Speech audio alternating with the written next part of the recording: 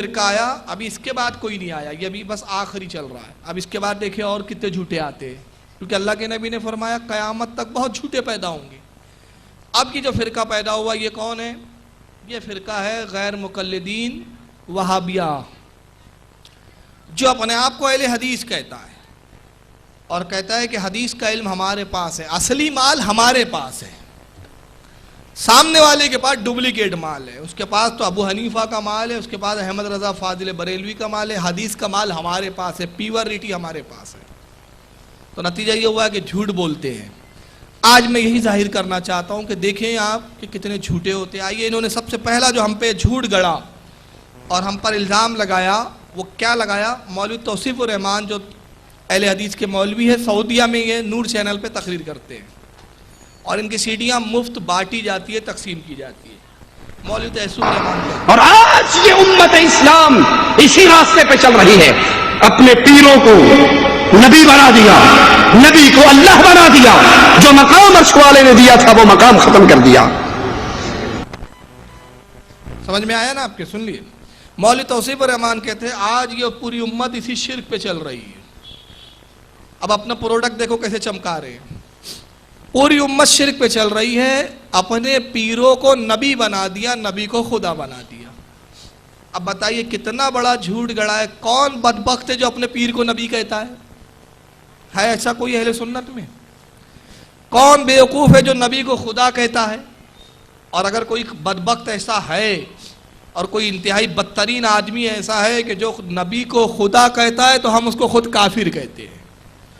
اس کا اکیلے کا جرم پوری جماعت پر لاگو نہیں کیا جائے گا، پوری جماعت اس کی ذمہ دار نہیں ہے، مگر یہ جھوٹ گڑتے ہیں اور جھوٹ گڑتے ہوئے لوگوں کو یہ اپنی طرف متوجہ کرنے کے لیے، راغب کرنے کے لیے کہہ رہے ہیں کہ دیکھو اہل سنت والجماعت سے ہٹ کر ہمارے اہل حدیث خبیث فرقے میں آ جاؤ، اس لیے کہ اس فرقے کے ماننے والوں کا حال یہ ہے کہ انہوں نے پیروں کو نبی بنا دیا ہے، نبی کو خدا بنا دیا ہے۔ آئیے یہ معراج اس کو سنیے، جرجس کو، یہ بھی غیر مقلد ہے۔ اچھا دوسرے بھائی ہمارے اسی آیت سے یہ بھی نکالتے ہیں، قرآن میں کہیں رمیتا کا لفظ موجود ہے، اس سے یہ مطلب مستنبط کرتے ہیں لوگ کہ اللہ نے اے نبی جو جنگ کے اندر آپ تیر چلا رہے تھے وہ آپ نہیں چلا رہے تھے، میں چلا رہا تھا۔ قرآن کی کوئی آیت ہے آپ اس میں تیر پھینک رہے تھے، وہ آپ نہیں میں پھینک رہا تھا۔ تو اس سے یہ مطلب نکالتے ہیں قرآن کی آیت سے، دیکھیے نبی کا تیر پھینکنا اللہ کا تیر پھینکنا ہے، اس لیے نبی ہی اللہ سے، نبی ہی اللہ سے، اور اسی لیے آپ کی کتاب کے اندر یہ نقل کر ڈالا جو عرش پہ مستوی کا خدا ہو کر مدینہ میں اتر پڑا ہو مصطفیٰ ہو کر۔ میرے بھائی یہ کتنی غلط بات۔ آواز تھوڑی بھرا رہی تھی، جملے میں دہرا دیتا ہوں۔ جرجس صاحب کا کہنا یہ ہے کہ قرآن میں کہیں آیا ہے، اب دیکھیے یہاں بھی ان کی بدبختی دیکھیں، شرک کی سینکڑوں آیتیں ان کو یاد ہے لیکن عظمت رسول کی آیت ان کو یاد نہیں ہے، اور نہ صرف یہ یاد نہیں بلکہ یہ بھی کہیں آیا ہے، مطلب اس کی اہمیت کو کیسے گھٹایا جا رہا ہے۔ تو قرآن میں کہیں آیا ہے کہ اے محبوب جو آپ نے تیر پھینکا تھا وہ آپ نے نہیں پھینکا بلکہ ہم نے پھینکا۔ تو ہمارے یہ بعض بھائی مطلب اہل سنت والجماعت کے ماننے والے اس آیت سے یہ استدلال کرتے ہیں، یہ کہتے ہیں کہ نبی کا تیر پھینکنا خدا کا تیر پھینکنا ہے، لہذا نبی ہی خدا ہے۔ اب بتائیے اس آیت سے کون سے ہمارے عالم نے استدلال کیا اور یہ بتایا کہ نبی ہی خدا ہے؟ کیا جرجس صاحب کوئی ایسی تفسیر کا نام بتا سکتے ہیں جو ہمارے اہل سنت کے عالم نے چھاپی اور جس میں لکھا ہو کہ نبی نے جو تیر پھینکا تھا وہ خدا کا پھینکنا ہے اس لیے نبی ہی خدا ہے؟ نہیں ہے، ایسی کوئی تفسیر نہیں بتا سکتے ہو، میں چیلنج کر رہا ہوں ان کو۔